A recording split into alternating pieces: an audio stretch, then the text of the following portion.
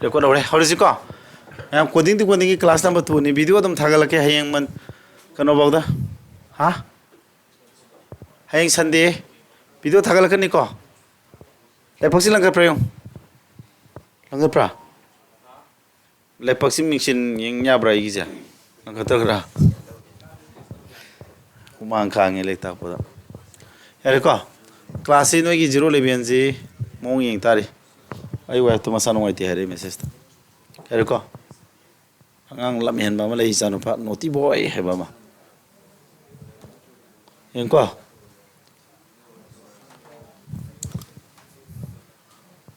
ya ba meri endele sak thong tam je lo kai nupi thir kan kadar kani he ko ya ba se question mo ke no certain code language the time je kare ani ba 43 and when na kari ba 46 turn di kai oidu no sine ko time ai di ke no time ki code ke no 20 ai di ke no m di ke no e di ke no वो पुल क्या था 29 42 47 था बरा हाँ 47 था वैसे क्या खाते हो पा -4 मसागी -4 से आपको ना लॉगिन में नहीं को अतो थोड़े अमर की दूसरी लोगता रहे के अमर ना करी वेन हम ना त्रो वेन आदि करम मतम ना हम ना त्रो W ना 23 ऐसा क्या 8 E ना 5 N ना क्या 14 और तारी सीगे दी 30 के 7 45 50 था बरा 54 का तो क्या था रे 46 अदुते आदि मखोई की पोजीशन जी थी सिनरा का 44 है खाई दुई बा और तारी therefore टर्न जी के तो था रे T की क्या नो 20 U की क्या नो 21 R की क्या नो 18 N की क्या नो 14 नत्रा सीधे के तो दुई बा -4 तो दुई नत्रो तो सिनरा क्या था रे 20 41 41 49 59 63 73 73 दी सी का तो दी 69 तारे को कर थू तारे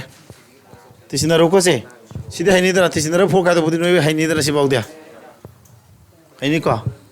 अदु बाउ दिया है गहरो को है बा नेक्स्ट तो यार वो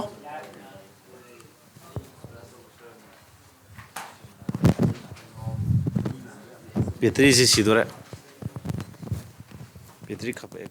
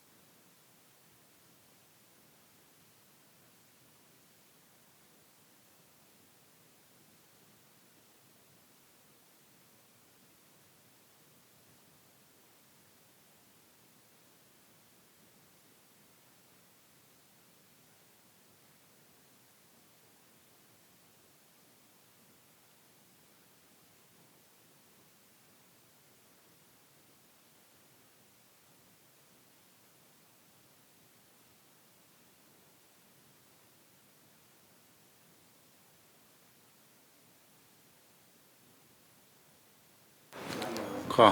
क्या तारे बा मैं हम तो सीता ब्रा होस्ट की दिक्कत है ना SOST क्या होस्ट की ना 9724 अमन करी किंदो की ना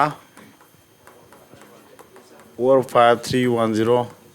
नोस की ना KNOWS की ना करी 37654 ना त्रो कना कोड हंगी से W की कोड हम ना throw W yaudaba si W yaubra yau si yaubra yauda W code si o yaroi 9 na 7 na 2 na 4 na W yaudabina 9 na 7 na 2 na 4 na W code o yaroi 7 na W yaroi W yaudabina ko 4 sina 7 sina W code o yaroi 4 no yaroi ko sima lejare ko herba si W yaubrio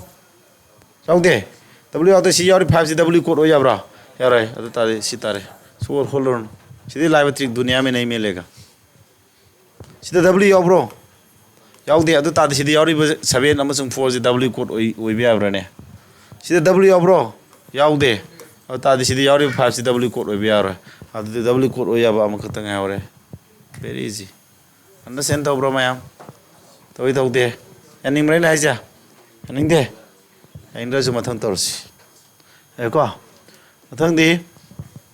11 is coded as GN 11 is coded as kaiba G X G P kamain tau tu baharo se hamana kai na 20 ke na kari 20 ke na kari lo chu thong ye ji ko P Y G P B A kaiba 11 E dagi ani kan ama kalaga natro E F G L M N E F G B W X E F G N O P among kalaga natro among kalaga na to chali do hoji ki khambra among kalma min tislaga na tu hero jare plus 2 tor sapra GD 2020 question adudi T dagi UB ko adumai 2 tisila adudi siju lai 2 tisila dagi adar F 2 tisila di F G H O P Q R S T H Q T no biong H Q T ani yauri mathang da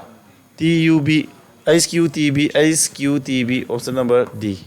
yaba option number B ya bro kyan tau to yauri bro hey bro simple dia मेस आई सिबाव देहरी नत्रो केदबै खालो इदुना दो mess तगी कुन मनung तरा फंगबिर लोरे नत्रा रीजनिंग द ट्राइपान फंगल लोरे क्या तारेम तेउ मेस ते तरा फंगदि मा कुन रीजनिंग ट्राइपान सुमदि कुंट्रा ट्रो इंग्लिश ते ट्राइन ते सुमदि के ना कुंट्रा गमरी जीके ते तरा सुमदि कुन तिसिन लोय तरा तरु तरे निपा पन तरा साम ताद्रा नॉर्मलाइजेशन की मंगा दंग हापिरन गे साम मंगा ताद्रा नेगेटिव की अनियो मौका क्रो साम प्लस अत के दबै खालो इदिबा नत्रा वखंदो दमाइना होनगदब को मथंदी कैप आइब्स ना 52 नत्रा लेक आइजना 27 लाइन दी लाइन कोती क्या नो से कैप आइब नत्रा के दी 11 ई दी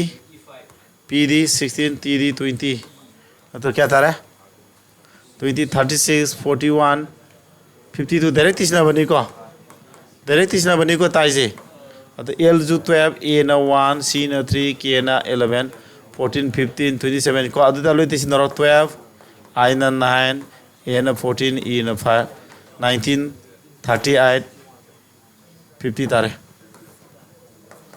थुगदम निको स्पीड निको नि सो तोरिसी माई पोजिशन जिन के दोबा हाँ मनिंग गंबू ज्ञान ताबिरी हाँ भाई पोजिशन तीसे मनत्रो हाई ब्रो काय मनिंग गंबू आई दी लेक्ता पो काय मनिंग दी को काय मनिंग को मनिंग दे पमा मसक फजब जिन खल खल गने लेक्ता लेजी हाँ पोटी ताब्रा अदु निंग साइडे ने हर पड़ी इंगी सी सो हरते त्रांपन के ना कुनी कुनिपा नत्रो पोटी ताद्रो अदु सो है दी लान होट के खितंग हर मोद्रस्या मिला सिंगब्रे मोने याब्रा अदुनी इथन होलंगनोबा लान चलो मोद्रो सिगदा अदंदी इस सर्टेन कोले eating ji करेबा eating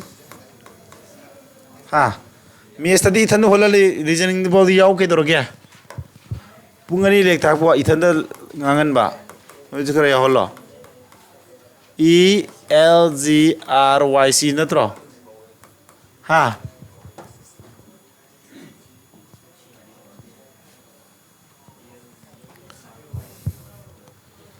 kay mai kod kari C mai kod pa E L G R Y C natro kamai kod semi khambra ti degi ai du re side ani hando E de ani hande kana no E de -2 tor di kana C A degi -2 tor di Z T de -2 tor di ha natro N de I de -2 tor di G natro N de -2 tor di 14 de -2 tor di N de 14 ni lale N 14 dagi -2 12 L ni ko G dagi 7 dagi -2 25 E hari film isina hori rakpa E na ni ba and the Y Z na Y na tro kana no si kono isilami kana isiline Y gi do da natra sumi ko ani ni handam na tro yan da doram ko tawra se Kaya di ini sila tak muthal lor for sibo. Natra. Kam san bayaw re. Tum dra ba kubi melingi da. Kana na yam hau na makhon da. Ako ya kam da makhon thoi samu makhon mali. Eka masamu wang sau mi mo choy rong ani. Noi di udra ga so ko ani sum guest to buda. Kya dare sa? Yar ko se ani ni andar ga tarak basing do I na makok thang ni du natra. Adu di karagi da putok tu ja. Ko pigi natra. Suti target sene kamu khange Sigi ani andar diya na pandi A tare ko oji 50 ani andar 13 30 ani andar di E degi ani andar di C na tro C de C D obra laidra adone Mayam mani kamu laidra Mina takthok lore kanda lai have is adum lai bani ko sidi 760 T sikariba T E S C H T S ai prepare tar tak puna ti ko mem si ai hana patho ga tak te ko ai palak pe sima de hana ayoge T is kya no 20 in a 5 mi yeng wa in a 1 C na 3 ai na kya add nga kuntaruk tu nipan apsila di kuntramari kuntramwa natra yadre ai to sumbro 20 5 1 C3 ais nipan mapan train thoi tratet kuntrate natro kuntrate ta bro tarama thoi train thoi tratet kuntrate ta bra tare phone tu nu puri natro matang dingana study adi keno dari pam natro 19 20 U21 D4 Y25 tisnaro kuma pandare kuma kuntra yang kai 70 89 daraba 89 jida tunu puri di kya tara ani padra pari bata 170 asumra tisnabe phone jida tunu puri natro adu never gi natro never di NEBER natro ND 14 ED 5 BD 22 ED 5 RD 18 tisnaro kya tara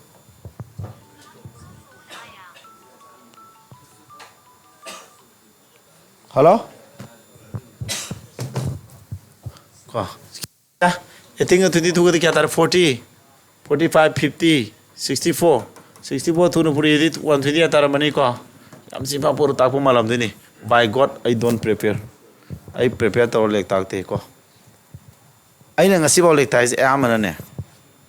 Sum makong sing gi budu gi ni ko. Makong sing lek pa ba ne samai to ai noi do ma ge. Prepare to sunang tuition base am lok silamino ko.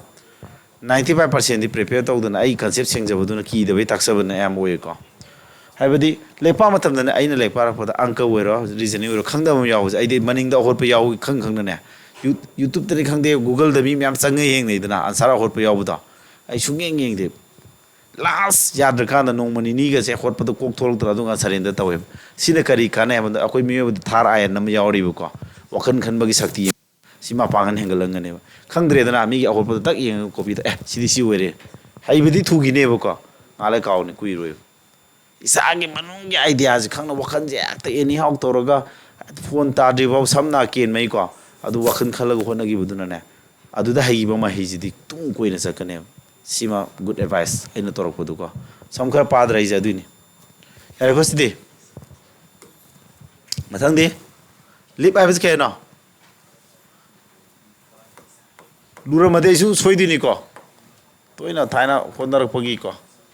ꯂꯤꯞ 12 ꯏꯅ 5 ꯑꯦꯅ 1 B ꯏꯅ 5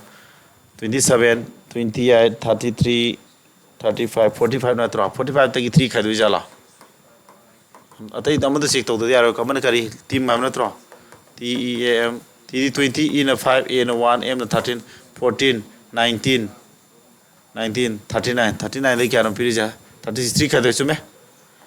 39ꯗꯒꯤ 3 ꯈꯥꯏꯗꯣꯏ 3ꯁꯦ ꯑꯩꯈꯣꯏꯅ ꯃꯣꯏꯅ ꯈꯥꯏꯗꯣꯛꯄꯅꯤꯀꯣ ꯍꯥ 3ꯁꯤ ꯃꯣꯏꯅ ꯈꯥꯏꯗꯣꯛꯏ ꯅꯠꯇ꯭ꯔꯣ 3D ꯈꯥꯏꯗꯣꯛꯄꯁꯤꯃ ꯆꯠꯅꯕꯤ ꯑꯣꯏꯔꯦꯀꯣ ꯑꯗꯨ ꯇꯥꯔꯗꯤ ꯀꯩꯗꯧ ꯇꯥꯔꯦ ꯑꯩꯈꯣꯏꯅ ꯑꯣꯐꯔꯒꯤꯁꯨ ꯀꯩ ꯇꯥꯔꯦ ꯑꯣꯐꯔ ꯍꯥꯏꯗꯤ ꯀꯩꯅꯣ ꯑꯣꯐꯔ ꯍꯥꯏꯗꯤ ꯑꯣꯗꯤ ꯀꯌꯥꯅꯣ 15 ꯑꯦꯐꯅ 6 ꯑꯦꯐꯁꯨ 6 ꯏꯅ 5 ꯑꯥꯔꯅ 18 ꯇꯤꯁꯤꯟꯅꯕ ꯈꯔ ꯊꯨꯁꯤꯀꯣ 35ꯒ 23ꯒꯗꯤ 28 kunthanithoi kunthanithoi nifu yankai tarba yankai de kya khadokte 3 khadokte natro 47 atai de 3 khadokne ma khadoni 47 yawro me ai ko lubra thuman gra bai toisa to dia ha yan tawdabra sidai se mem ko aina tawrise thuman gra hasing bai di thure khange ado pdf thajilake ai thadri banoida thadri thadi thagre adu noina khorang ngaidabagi ni thinadrido telegram thaidu dia coding question ma'am thaidu de 2023 ki previous question ma'am ma acha ki job ha pdf loi download thori yengo telegram je video thabam ne khoi gi whatsapp group sina khang do khota ta to tajin tobam aduga e paw suti leini leiroi ko adugi ni telegram de dana pdf material adagi video long do lo phangani haire dana yare ko sidi Fetch na kari ba? ABCD fetch na kari 40827 la. Kari amana kari focus na kari FOCUS focus na kari 2974 wala. FM na kari 76 la. What is the code for T code kay no am natro? T code hamu natro ay nga sa togi logic ama kasina gibra kay no? T code ti kay no? Si T yaw bra. Si T yaw de ko. 티 야우드라 시 야우지 티기 안사 왜 비야로이 거 두지 안사 왜 비야로이 거 아더기 시 포지주 온사 왜 비야로이 함 나트로 아니 아세 타기 시 티 야우브라샤 야우데 시데 야우리바 에치 티기 콧 오야거드라 야로이 시 오야로 아드타 티기 안사 지로 오라만 very very easy 나트로 ꯌꯥꯝ ꯊꯤ ꯂꯥꯏꯗ꯭ꯔꯣ ꯉꯁꯥꯏ ꯇꯥꯛꯈ ꯃꯥꯟꯅꯕ ꯌꯥꯎꯔꯦꯀꯣ ꯁꯤꯗꯤ ꯂꯥꯏꯕ ꯗꯨꯅꯤꯌꯥ ꯃꯦ ꯅꯍꯤ ꯃꯤꯂꯦꯒا ꯇꯦꯂꯦꯒ꯭राꯝ link ꯗꯨ ꯅꯣꯏꯒꯤ ꯗꯦꯁꯀ꯭ꯔꯤꯞꯁꯟꯗ ꯌꯥꯎꯗꯗꯤ WhatsApp group की WhatsApp group की every WhatsApp group की description में Telegram जाओ इधर सीधी in a certain called language start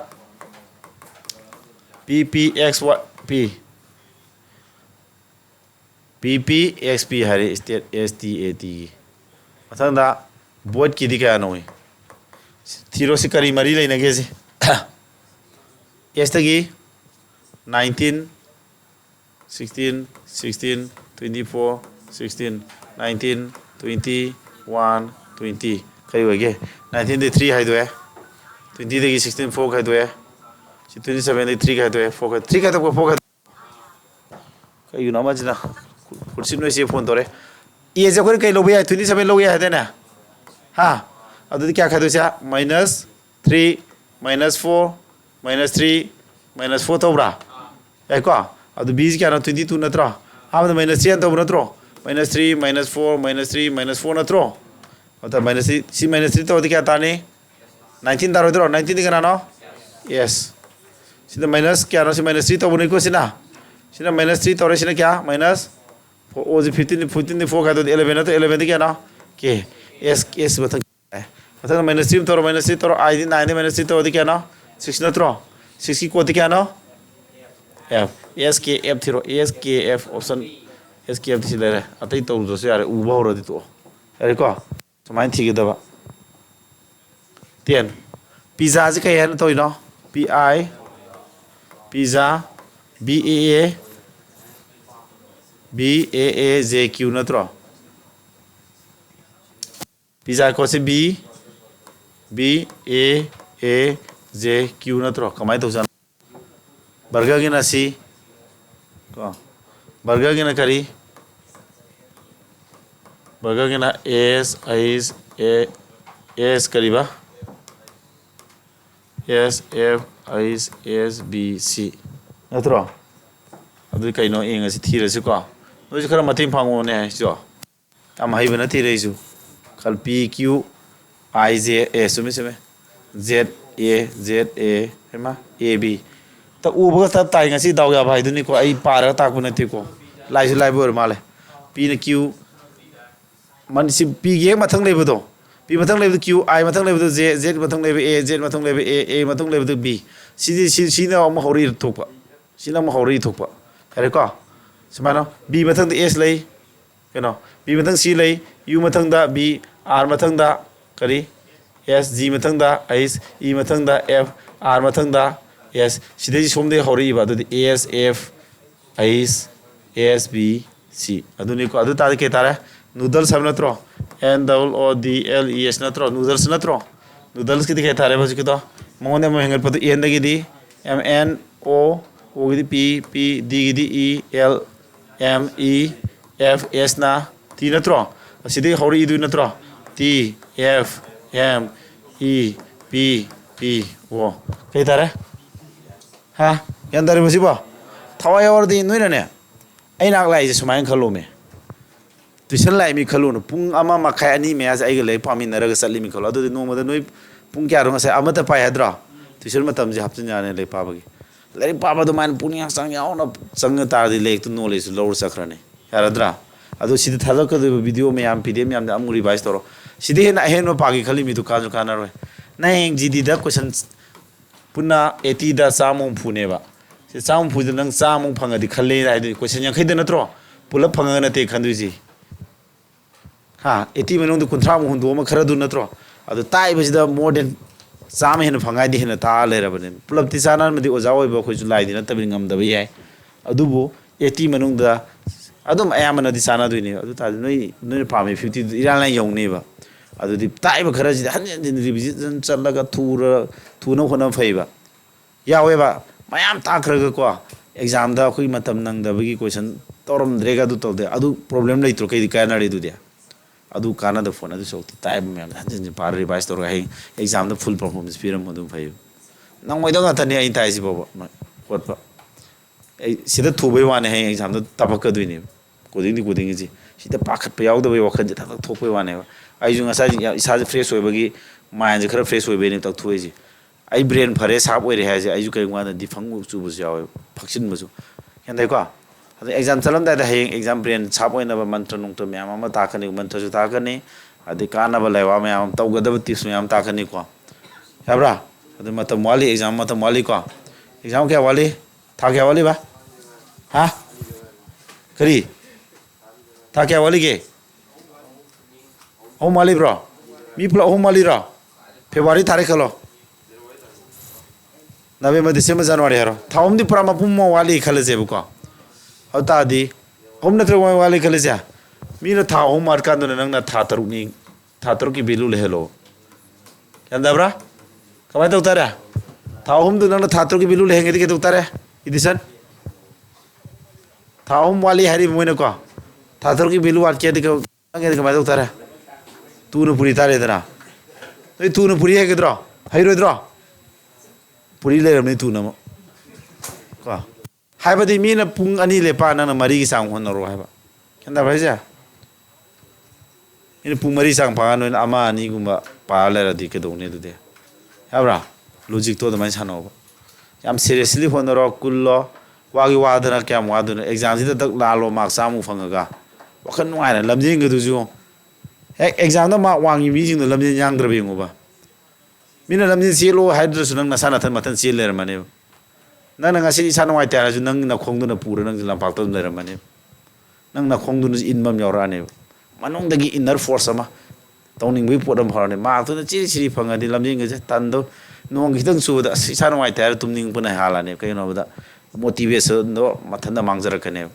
ꯃꯥꯔꯛꯇꯣ ꯈꯔ ꯋꯥꯡꯅ ꯔꯤꯇꯟꯗꯣ ꯄꯥꯁ ꯇꯧꯈꯤ ꯇꯥꯔꯒꯗꯤ ꯂꯝꯖꯦꯟ ꯆꯦꯅꯤꯡ ꯃꯤꯅ ꯍꯧꯔꯨꯕ ꯍꯥꯏꯔꯨꯅꯨ ꯃꯤꯅ ꯀꯔꯤꯝ ꯍꯥꯏꯔꯛꯇ꯭ꯔꯁꯨ ꯅꯪꯅ ꯃꯊꯟꯇ ꯂꯝꯄꯥꯛꯇ ꯆꯠꯅꯤꯡꯉꯛꯀꯅꯤ ꯆꯦꯅꯤꯡꯉꯛꯀꯅꯤ ꯑꯗꯨ ꯂꯝꯖꯦꯟꯗꯨꯗꯤ ꯃꯊꯟꯇ ꯉꯝꯃꯛꯑꯅꯤ ꯑꯗꯨꯅ ꯈ꯭ꯋꯥꯏꯗꯒꯤ ꯃꯔꯨꯑꯣꯏꯕ ꯅꯪꯒꯤ ꯃꯥꯏ ꯄꯥꯛꯄꯒꯤ ꯁꯛꯁꯦꯁꯁꯤ ꯃꯥꯅ ꯄꯨꯔ ꯆꯠꯇꯣꯏꯅꯤ ꯑꯗꯨ ꯂꯥꯏꯊꯣꯛ ꯂꯩꯔꯅꯣ ꯑꯩꯀꯣ ꯑꯩꯅ ꯂꯥꯏꯍꯜꯂꯦꯅ ꯅꯣꯏ ꯄꯪꯂꯥꯏ ꯂꯥꯏꯊꯣꯛ ꯂꯩꯔꯦ ꯅꯠꯇ꯭ꯔꯥ ꯑꯗꯣ ꯂꯨꯍꯜꯂꯛꯇꯣꯏꯕ ꯑꯗꯨꯃꯥꯏꯅ ꯇꯧꯔꯗꯤꯀꯣ ꯌꯥꯔꯦ ꯉꯁꯤꯗꯤ ꯒꯨꯗ ꯅꯥꯏꯠ ꯑꯗꯣ ꯃꯌꯥꯝ 011 ꯀ꯭ꯂꯥꯁꯇ ꯇꯧꯒꯦ ꯈꯟꯕꯅꯤꯀꯣ ꯑꯩ ꯋꯥꯏꯐꯁꯨ ꯃꯁꯥ ꯅꯨꯡꯉꯥꯏꯇꯦ ꯍꯥꯏꯔꯕꯅꯤꯅ ꯀꯣ ꯀꯨꯛ ꯑꯣꯏꯗꯣꯔꯤꯕ ꯀꯩꯅꯣꯝ ꯇꯧꯔꯤ ꯁꯨꯛ ꯋꯥꯔꯀꯥꯟꯗꯨꯗ ꯐꯔꯦꯀꯣ